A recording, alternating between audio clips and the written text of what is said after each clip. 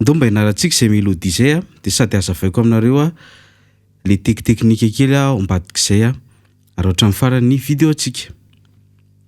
Tonalité mi zao izy a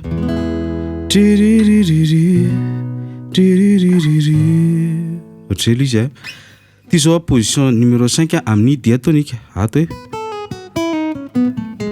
sol fa mi ré do si la sol fa mi ré do.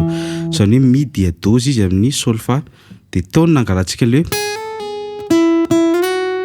dia azontsika atao hoe fa mba ampatsiro kokoa le mélodie dia nampiasatsika Ameron sy pull-off.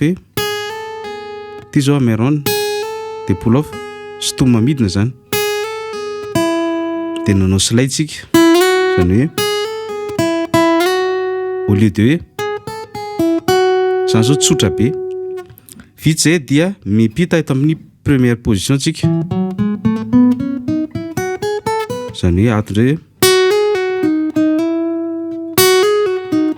afaka anao ataontsika tato hoe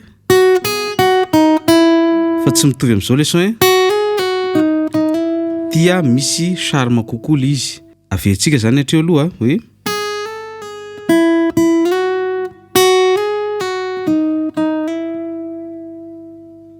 mitoitsika ato amin'ny position 5 indray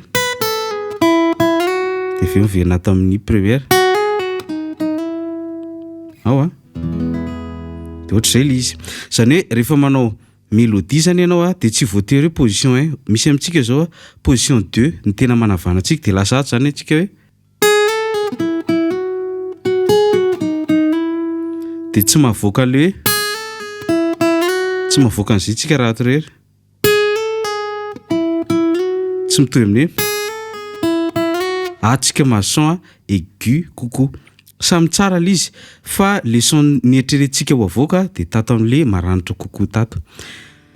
Zay ngamba no azontsika zaraina rehefa manao solo zany ianao dia mila mahay position be be ohatrany diatonika mila hainao amin'ny position anankidimy dia mila hainao koa amin'ny tonalité rehetra. Zany rehetra moa ianarantsika ao anatin'ny courant ligne dole ao anatin'ny niveau débutant. Mbola débutant anao dia efa mianatra an'izany atao aminay. Zay fa dia mirary soantsika rehetrarehetra azadino ny mametraka fanontaniana raha misy manitikitika anao amin'ny commentaire ary azadino koa manisy réaction sy manao partage ny vidéo antsika. Merci.